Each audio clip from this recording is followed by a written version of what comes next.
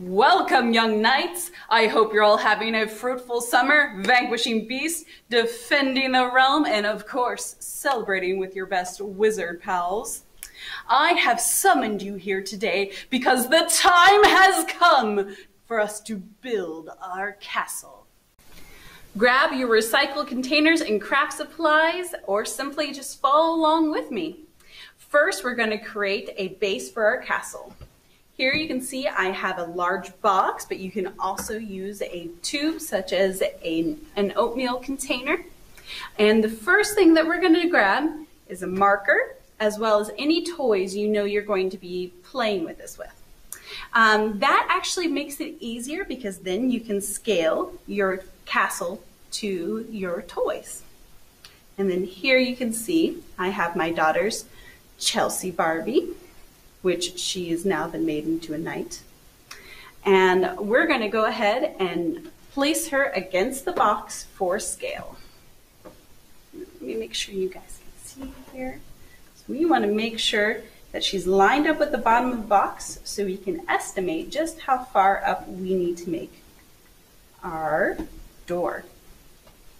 All right, so here's her feet, here's her head. I want to make a super tall arched door. And I'm going to just go ahead and measure out with my hands. That's just about the center of the box. Okay, and there you go. And then let's see. She needs at least this much space on either side. Here we go. I'll show you guys. This much space on either side. So I'm going to go ahead and draw out some spots on either side. And then we're going to just take that line and draw to the bottom. It does not have to be perfect. All right, and next I'm going to draw out one window. I like to have some pretty high up windows. So I'm going to put it towards the top of the box, especially since this will later be a turret.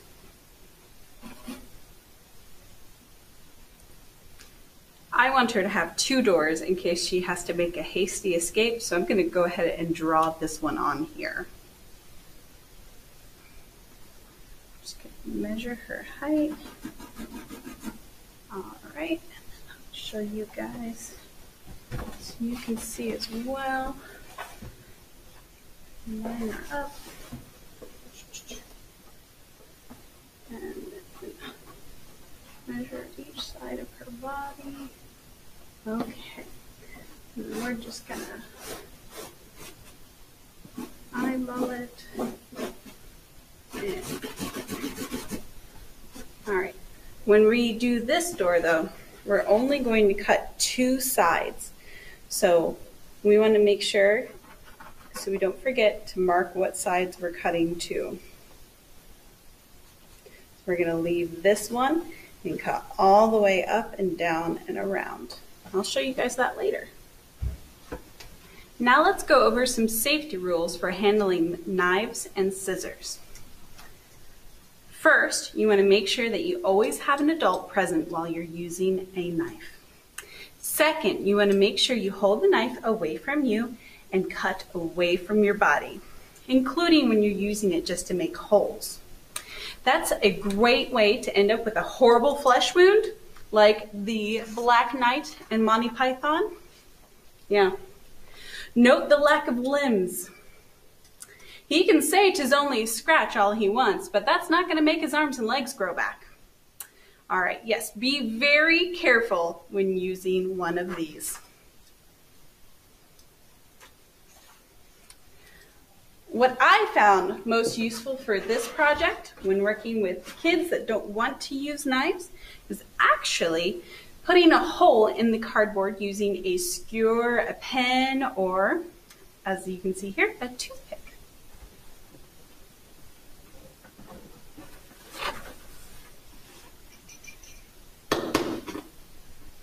You hear that pop? That's how you can tell it went all the way behind, and then you can tell I kept my hand all the way because there's no blood all over my box. And once you puncture that little hole, you can use something as simple as kid scissors to go inside and start cutting along the cardboard, like so. I'm going to switch over to the regular scissors in the box cutter. I'm actually going to go ahead and start with our window.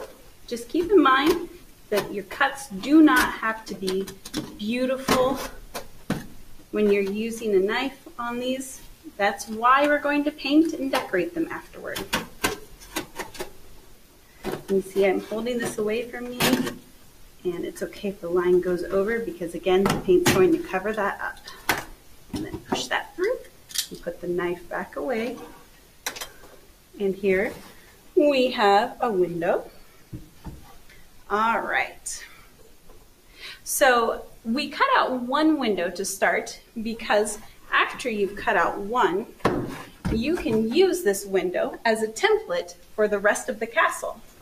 So I can hold it up on here, just like I did with the Barbie, and guess thereabouts where I would like my next window to go. Draw it on and cut that out. Now you're going to want to cut out all of your windows first, as well as your doors after, because when you have a whole piece of cardboard, it's much less likely to bend and break on you. All right. So as you can see, I've cut out the main door to the castle. And I would like to go ahead and make this a drawbridge. That way I can pull up the door so that when foes attack, they can't get in. So we cut out the door, and now we're going to add holes to the side of the door, right here. And you can use a blade, or you can simply use a pen. I always find those to be very useful. And then a length of yarn that we're going to fish through. Now I find the easiest way to fish yarn through is by looping it over the end of a closed piece of scissors and just pushing it through with the scissors.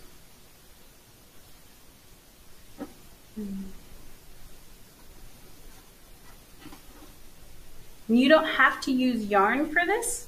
You can actually use pipe cleaners if that's easier for you. And pipe cleaners do go through the cardboard much nicer. All right.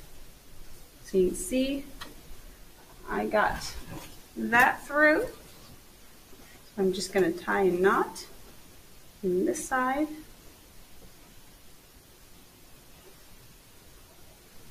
So it does not go back through the hole, because that would be terrible. It'd be tragic if someone was attacking and something fell through the hole, or if the yarn fell through the hole. Okay, so here's that. And then I actually would like to put a bigger knot on this side. Now that I've measured out how much slack that I want.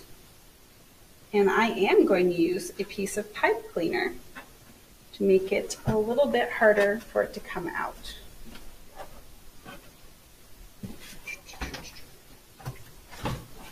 All right. So now you can see inside the box. Sorry, that's a little bit dark. And let's go ahead and use some fun orange pipe cleaner, which I'm going to cut with this. All right, and then we'll go ahead and just tie a little bit of this to our yarn in the back. And here you can see our completed drawbridge with that little handle, and now our door stays shut.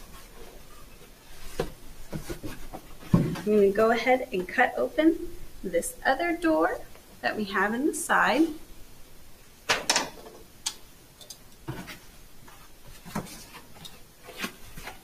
And again, be safe by holding the blade away from you. I noticed I had my knee a little bit too close, so I'm going to move it further away. And down here.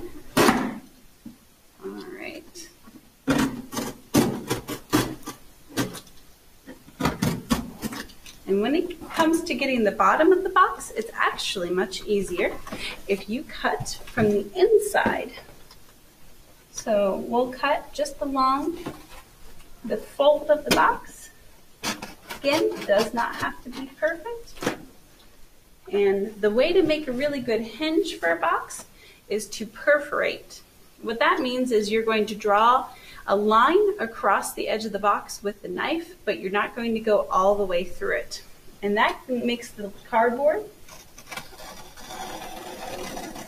flexible so that the door will open and shut. I'm going to put the blade away again. Okay, and here's our final result. Ta-da! For the turrets, we're just going to estimate where we want them to be and then add grooves so that they look like a real castle. I'm only going to do this for half of the top of the castle because once you create one side, all you have to do is take it and pick it up and move it over to the other side. And that makes your work a lot more even and prettier if you like that kind of thing. I obsess over that, how even it is. So I use things like my hands to measure the width.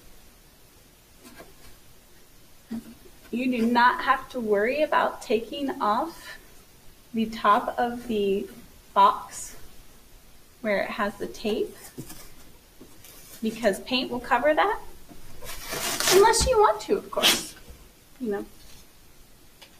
But tape like this covers very evenly with some good acrylic paint. All right, now I want to make my hole about yay big up at the top for my turret. And then I'm just going to mark where I'm going to cut up the middle.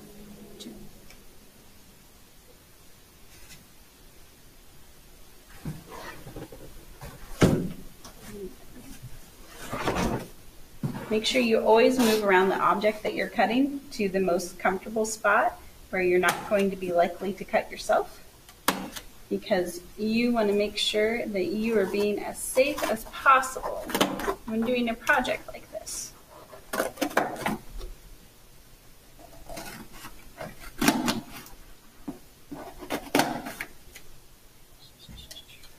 Now it's time for one of these. So you can see my hands are out of the way when I go to cut one of these. I think I'm just going to use the knife to perforate it like I did the door hinge.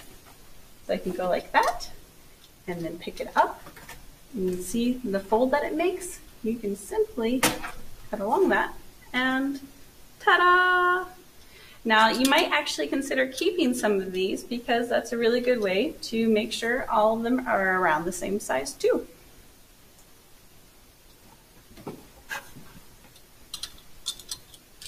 Here, I'll put my blade back out.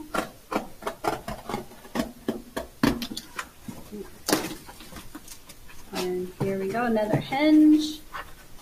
And then just cut from the other side. And here's this piece. So now what I can do, I can pick up my castle and turn it around. And I can use this piece to draw where I want my next turret to be.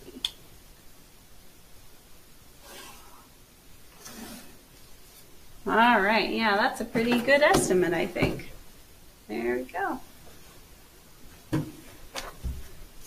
And voila, a finished castle ready to be played with. Now, if you aren't a fan of the turrets sticking out like this, I would suggest taking a piece of paper and folding it, and then sticking it on the inside, lining it up with the top and bottom with glue on either side. So we'll put glue on each side of these.